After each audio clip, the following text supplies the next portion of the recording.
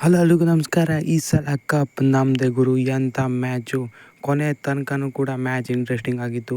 So ಒಂದು ಕಡೆ ನಾವು ಅಂದ್ಕೊಂಡಿದ್ವಿ ಮ್ಯಾಚ್ ಈಸಿಯಾಗಿ ಫಿನಿಶ್ ಆಗಿಬಿಡುತ್ತೆ ಅಂತ. ಆದರೆ ಆರ್ ಸಿ ಬಿ ಅವ್ರಿಗೆ ಗೊತ್ತಲ್ಲ, ಬಾಯಿಗೆ ಬರ್ಸಿನೇ ವಿನ್ ಆಗೋದು. ಸೊ ಕೊನೆಗೂ ಕೂಡ ಆರ್ ಸಿ ಬಿ ಮ್ಯಾಚನ್ನು ವಿನ್ ಆಗ್ತಾರೆ. ರಾಧಾ ಯಾದವ್ ಕೊನೆಯ ಓವರ್ನಲ್ಲಿ ನರ್ವ್ಸನ್ನು ಹೋಲ್ಡ್ ಮಾಡಿ ಮ್ಯಾಚನ್ನು ವಿನ್ ಮಾಡಿಸ್ಕೊಡ್ತಾರೆ ಆರ್ ಸಿ ಬಿ ತಂಡಕ್ಕೆ. ಆರ್ ಸಿ ಬಿ ವುಮೆನ್ಸ್ ತಂಡ 2ನೇ ಟ್ರೋಫಿಯನ್ನು ಇದರ ಮೂಲಕ ಎತ್ತಿದ್ದಾರೆ. ಸೊ ಟೋಟಲ್ ಫ್ರ್ಯಾಂಚೈಸ್ ಇವಾಗ 3 ಟ್ರೋಫಿ ಇದ್ದಂತಾಗಿದೆ. ಸೊ ಆರ್ ಸಿ ಬಿ ಇವಾಗ ಟ್ರೋಫೀಸ್ನ ಕಡೆಗೆ ಹೋಗ್ತಾ ಇದ್ದಾರೆ ಅಂತಲೇ ಹೇಳ್ಬೋದು. ಒಂದಾದ ಮೇಲೆ ಒಂದು ಟ್ರೋಫಿ ಆರ್ ಸಿ ಬಿ ಕಡೆ ಬರ್ತಾ ಇದೆ. ಸೊ ಸ್ಮೃತಿ ಮಂಧನ ಚಿಂದಂತ ಇನ್ನಿಂಗ್ಸ್ ಆಡಿದ್ರು ಇವತ್ತು ಅಂತಲೇ ಹೇಳ್ಬೋದು. ಜಾರ್ಜಾ ಬೋಲ್ ಅವರ ಪಾರ್ಟ್ನರ್ಶಿಪ್ ಕೂಡ ಮರೆಯೋ ಹಾಗೆಯೇ ಇಲ್ಲ. ಸೊ 200+ ಫೈನಲಲ್ಲಿ ಚೇಸ್ ಮಾಡೋದು ಅಂದರೆ ಹುಡುಗಾಟದ ವಿಷಯನೇ ಅಲ್ಲ. ಸೊ ಸಖತ್ತಾಗಿರೋ ಬ್ಯಾಟಿಂಗ್, ಹಾಗೆಯೇ ಸಖತ್ತಾಗಿರೋ ಚೇಸ್, ಹಾಗೆಯೇ ಒಳ್ಳೆ ಮ್ಯಾಚ್. ಫೈನಲ್ ಪಂದ್ಯಕ್ಕೆ ಹೇಗಿರಬೇಕೋ ಅದೇ ರೀತಿ ಇತ್ತು ಅಂತಲೇ ಹೇಳ್ಬೋದು. ಈ ಮ್ಯಾಚ್ನಲ್ಲಿ ಏನಾಯಿತು ಅಂತ ಸಣ್ಣದಾಗಿ ನೋಡೋಣ ಬನ್ನಿ. ಇವತ್ತು ಡೆಲ್ಲಿ ಕ್ಯಾಪಿಟಲ್ಸ್ ವುಮೆನ್ಸ್ ತಂಡ ಮೊದಲು ಬ್ಯಾಟಿಂಗ್ ಮಾಡ್ತಾರೆ. ಸೊ ಸ್ಟಾರ್ಟಿಂಗ್ನಲ್ಲಿ ಆರ್ ಸಿ ಬಿ ಬೌಲರ್ಸಿಂದ ಬೆಂಕಿ ಬೌಲಿಂಗ್ ಅಂತಲೇ ಹೇಳ್ಬೋದು. ಲೋರನ್ ಬೆಲ್ ಅವರು ಸ್ಟಾರ್ಟಿಂಗ್ 2 ಓವರ್ ಬೆಂಕಿ ಸ್ಪೆಲ್ ಅಂತಲೇ ಹೇಳ್ಬೋದು. ರನ್ಸನ್ನೇ ಕೊಟ್ಟಿಲ್ಲ. ಮೊದಲ 3 ಓವರ್ಸ್ ಜಾಸ್ತಿ ರನ್ಸ್ ಕೊಟ್ಟಿಲ್ಲ ಡೆಲ್ಲಿ ಕ್ಯಾಪಿಟಲ್ಸ್ ವುಮೆನ್ಸ್ ತಂಡಕ್ಕೆ. ಸೊ ಲಿಸ್ಲಲ್ಲಿ ಕೂಡ ಸ್ಟ್ರಗಲ್ ಮಾಡ್ತಾಯಿದ್ರು. ಸೊ ಅದಾದ ಬಳಿಕ 3 ಓವರ್ ಏನಿದೆ ಅಗ್ರೆಸಿವ್ ಆಗಿ ಎಂಡ್ ಮಾಡ್ತಾರೆ ಅಂತಲೇ ಹೇಳ್ಬೋದು ಡೆಲ್ಲಿ ಕ್ಯಾಪಿಟಲ್ಸ್ ವುಮೆನ್ಸ್ ತಂಡ. ಒನ್ಸ್ ಲಿಸ್ಲಲ್ಲಿ ಹೊಡೆಯೋದಕ್ಕೆ ಸ್ಟಾರ್ಟ್ ಮಾಡ್ತಾರೆ ಲಿಸ್ಲಲ್ಲಿ ಅವ್ರಿಗೆ ಶಫಾಲಿ ವರ್ಮಾ ಕೂಡ ಸಾಥ್ ಕೊಡ್ತಾರೆ. ಸೊ ಹಾಗಾಗಿ ಇನ್ಕ್ರೀಸ್ ಆಯಿತು ರನ್ ರೇಟು, ಹಾಗೆಯೇ ಪವರ್ ಪ್ಲೇನ ಸರಿಯಾಗಿಯೇ ಯುಟಿಲೈಸ್ ಕೂಡ ಮಾಡ್ಕೊಳ್ತಾ ಹೋದರು. ಇನ್ನೇನು ಪವರ್ ಪ್ಲೇ ಚೆನ್ನಾಗಿ ಎಂಡ್ ಆಗ್ತಿದೆ ಅನ್ನೋಷ್ಟರಲ್ಲಿ ಶಫಾಲಿ ವರ್ಮಾ ಅವರ ವಿಕೆಟನ್ನು ಪಡಿತಾರೆ ಅರುಂಧತಿ ರೆಡ್ಡಿ ಅವರು. ಕ್ರೂಷಿಯಲ್ ಬ್ರೇಕ್ ಥ್ರೂ ಆಗಿತ್ತು. ಆಲ್ಮೋಸ್ಟ್ 50 ಪಾರ್ಟ್ನರ್ಶಿಪ್ ಆಗಿತ್ತು. 49 ರನ್ಗಳ ಪಾರ್ಟ್ನರ್ಶಿಪ್ ಇದರೊಂದಿಗೆ ಎಂಡ್ ಆಗುತ್ತೆ. ಸೊ ಇದಾದ ಬಳಿಕ ಕೂಡ ಲಿಸ್ಲಲ್ಲಿ ಅವರು ಸ್ವಲ್ಪ ಆಕ್ರಮಣಕಾರಿ ಬ್ಯಾಟಿಂಗ್ ಮಾಡೋದಕ್ಕೆ ಹೋಗ್ತಾರೆ. ಆದರೆ ನಾದಿನ್ ಡಿ ಕ್ಲರ್ಕ್ ಅದಕ್ಕೆ ಬ್ರೇಕ್ ಆಗ್ತಾರೆ. ಸೊ ಇದರೊಂದಿಗೆ 37 ರನ್ ಗಳಿಸಿ ಲಿಸ್ಲಲ್ಲಿ ಕೂಡ ಔಟ್ ಆಗ್ತಾರೆ. ಸೊ ಇದರೊಂದಿಗೆ ಡೆಲ್ಲಿ ಕ್ಯಾಪಿಟಲ್ಸ್ ವುಮೆನ್ಸ್ ತಂಡ 72ಕ್ಕೆ 2 ವಿಕೆಟ್ ಕಳೆದುಕೊಳ್ತಾರೆ. 10 ರನ್ ರೇಟ್ ಇತ್ತು ಆದರೂ ಕೂಡ ಡೆಲ್ಲಿ ಕ್ಯಾಪಿಟಲ್ಸು. ಸೊ ಈ ಮೂಮೆಂಟಮನ್ನು ಬಿಟ್ಟಿಲ್ಲ ಯಾರು ಅಂದರೆ ಕ್ಯಾಪ್ಟನ್ ಆಗಿರೋ ಜೆಮಿಮಾ ರೋಡ್ರಿಗ್ಸ್ ಅವರು ಮತ್ತು ಲೋರಾ ವೋಲ್ವರ್ಡೋಟ್ ಅವರು. ಸೊ ಈ ಇನ್ನಿಂಗ್ಸು ಆರ್ ಸಿ ಬಿನ ಸ್ವಲ್ಪ ಪ್ರೆಷರ್ಗೆ ತರೋ ಥರ ಮಾಡ್ತು ಅಂತಲೇ ಹೇಳ್ಬೋದು. ಸೊ ಜೆಮಿಮಾ ರೋಡ್ರಿಗ್ಸ್ ಅಂತೂ ಗ್ಯಾಪ್ಸನ್ನು ಹುಡುಕಿ ಸಖತ್ತಾಗಿರೋ ಬೌಂಡ್ರೀಸ್ಗಳನ್ನು ಹಾಕಿ ಪ್ರೆಷರ್ನ ಇಡ್ತಾಯಿದ್ರು.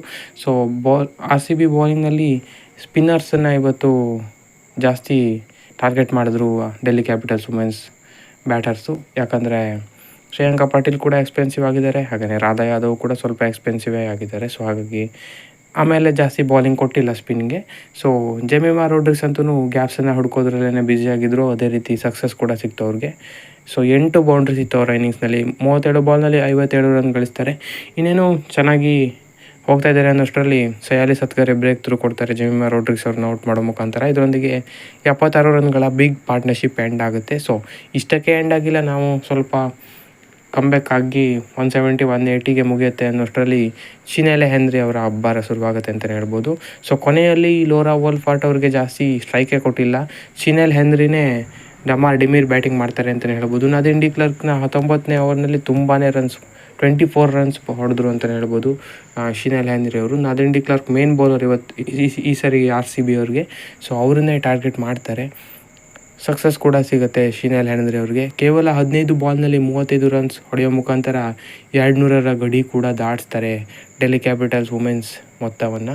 ಸೊ ಸ್ಟಾರ್ಟಿಂಗ್ ಫೈನಲ್ನಂತಹ ಪಂದ್ಯದಲ್ಲಿ ಈ ಥರ ಒಂದು ಟೋಟಲ್ ಬಿಗ್ ಟಾರ್ಗೆಟ್ ಅಂತಲೇ ಹೇಳ್ಬೋದು. ಸೊ 203 ರನ್ಸನ್ನು ಕಲೆ ಹಾಕ್ತಾರೆ ಡೆಲ್ಲಿ ಕ್ಯಾಪಿಟಲ್ಸ್ ವುಮೆನ್ಸ್ ತಂಡ. ಸೊ ದೊಡ್ಡ ಟಾರ್ಗೆಟ್ ಇತ್ತು ಆರ್ ಸಿ ಬಿ ಎದುರಲ್ಲಿ, ಅದು ಕೂಡ ಬಿಗ್ ಫೈನಲ್ ಪಂದ್ಯದಲ್ಲಿ. ಸೊ ಅದೇ ರೀತಿ ಸ್ಟಾರ್ಟ್ ಸಿಗಬೇಕಿತ್ತು, ಆದರೆ ಆ ರೀತಿ ಆಗೋದಿಲ್ಲ. ಯಾಕಂದರೆ ಸಖತ್ತಾಗಿ ಪವರ್ ಹಿಟ್ಟಿಂಗ್ ಎಬಿಲಿಟಿ ಇರೋ ಗ್ರೇಸ್ ಹ್ಯಾರಿಸ್ ಅವರ ವಿಕೆಟ್ ಬೇಗನೆ ಕಳ್ಕೊಳ್ತಾರೆ ಆರ್ ಸಿ ಬಿ ವುಮೆನ್ಸ್ ತಂಡ. ಶಿನೆಲ್ ಹೆನ್ರಿ ಅವರೇ ಬೌಲಿಂಗಲ್ಲೂ ಕೂಡ ಬಂದು ಬ್ರೇಕ್ ಥ್ರೂವನ್ನು ಕೊಡ್ತಾರೆ. ಕೇವಲ 9 ರನ್ ಗಳಿಸಿ ಔಟ್ ಆಗ್ತಾರೆ. ಸ್ಕೋರ್ ಕೂಡ 9 ಆಗಿತ್ತು ಆರ್ ಸಿ ಬಿದು. ಸೊ 9ಕ್ಕೆ 1 ವಿಕೆಟನ್ನು ಕಳೆದುಕೊಂಡು ಸ್ಟ್ರೇಟ್ ಅವೇ ಪ್ರೆಷರ್ನಲ್ಲಿರ್ತಾರೆ ಆರ್ ಸಿ ಬಿ ವುಮೆನ್ಸ್ ತಂಡ.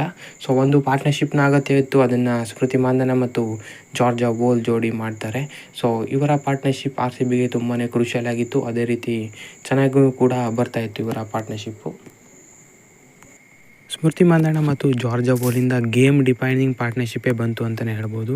ಸೊ ಯಾವ ಲೆವೆಲ್ಗೆ ಅಂದರೆ ಆರ್ ಸಿ ಬಿನ ಆಲ್ಮೋಸ್ಟ್ ವಿನ್ ಮಾಡಿಸಿದ್ದೆ ಈ ಪಾರ್ಟ್ನರ್ಶಿಪ್ ಅಂತಲೇ ಹೇಳ್ಬೋದು. ಬರೋಬ್ಬರಿ 165 ರನ್ಗಳ ಪಾರ್ಟ್ನರ್ಶಿಪ್ ಆಗಿತ್ತು ಇದು.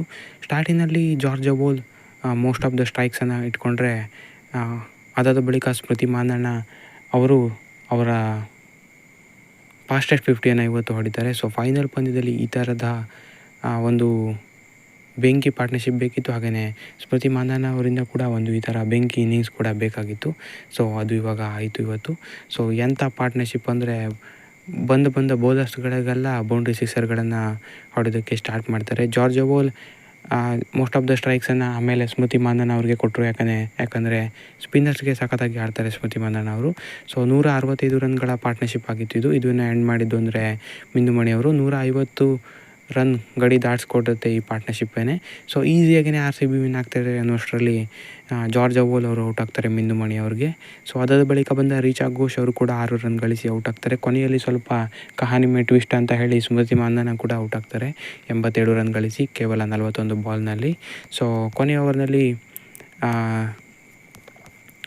10 ರನ್ ಬೇಕಾಗಿರುತ್ತೆ. ಸೊ ಮೊದಲ ಬಾಲ್ ಸಿಂಗಲ್, ಎರಡನೇ ball single. So Radha Yadav ಮೇಲೆ ಎಲ್ಲ ಪ್ರೆಷರ್ ಇರುತ್ತೆ. ಸೊ ಅದನ್ನು ಚೆನ್ನಾಗಿಯೇ ಹ್ಯಾಂಡಲ್ ಮಾಡ್ತಾರೆ. ಬ್ಯಾಕ್ ಟು ಬ್ಯಾಕ್ ಬೌಂಡ್ರಿ ಮುಖಾಂತರ RCBಯನ್ನು ವಿನ್ ಮಾಡಿಸ್ತಾರೆ ಅಂತಲೇ ಹೇಳ್ಬೋದು. 2ನೇ ಬಾರಿ RCB ವುಮೆನ್ಸ್ ತಂಡ ವುಮೆನ್ಸ್ ಪ್ರೀಮಿಯರ್ ಲೀಗನ್ನು ವಿನ್ ಆಗಿದ್ದಾರೆ.